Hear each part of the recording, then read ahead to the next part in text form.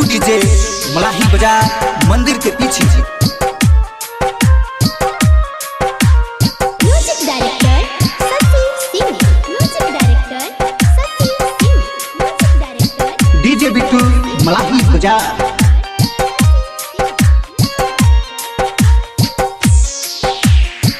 DJ Bittu Malahi बाजार। मेहंदी उठाई रंगीन लगौला के बाद में, मेहंदी उठाई रंगीन लगौला के बाद में, ससुरों में जीना पैबू रुआबू हम गयाद में, ससुरों में जीना पैबू रुआबू हम गयाद में। मेहंदी उठाई रंग लगौला के बाद में, मेहंदी उठाई रंग लगौला के बाद में।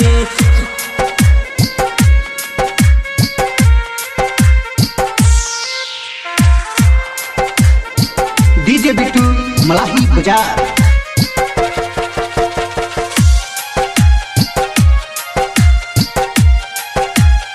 डीजे बिट्टू मलाही बाजार।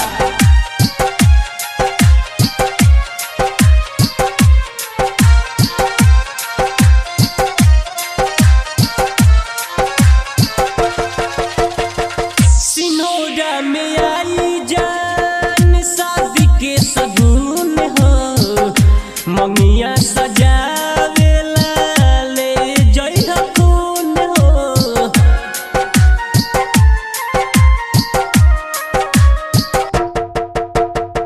सिनोरा में आई जान शादी के सगुन हो, मंगिया सजावेला ले जइहा खून हो। कखन उड़ा जइहा मडिला के बाद में, कखन उड़ा जइहा मडिला के बाद में, ससुरों में जीना पैबू रुआबू हम गयाद में, ससुरों में जीना पैबू रुआबू हम गयाद में। मेहंदी उठाई रंग लगौला के बाद में, मेहंदी उठाई रंग लगौला के बाद में।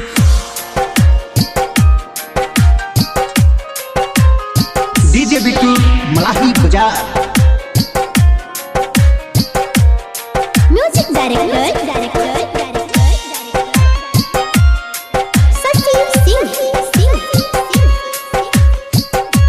डीजे बिट्टू मलाही बाजार।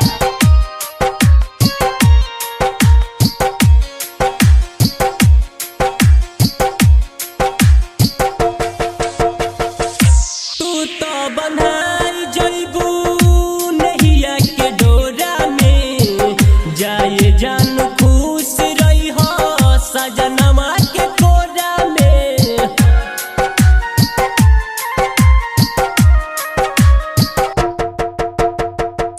तू तो बंधाई जइबू नहिया के डोरा में, जाए जान खुश रही हो सजनमा के कोरा में। ओहब नाही खिली फुलवा दिलवा के बाग में, अब नाही खिली फुलवा दिलवा के बाग में। ससुरों में जीना पैबू रुआबू हम गयाद में, ससुरों में जीना पैबू रुआबू हम गयाद में। मेहंदी उठाई रंग लगौला के बाद में, मेहंदी उठाई रंग लगौला के बाद में। बिट्टू डीजे मलाही बाजार मंदिर के पीछे। Recording by Sheela films Motihari. DJ Bittu Malahi Bazar. हमरा तो लागल जानू तोहरा से प्रीत हो, इहे सोच गीत लिखले राइटर अमित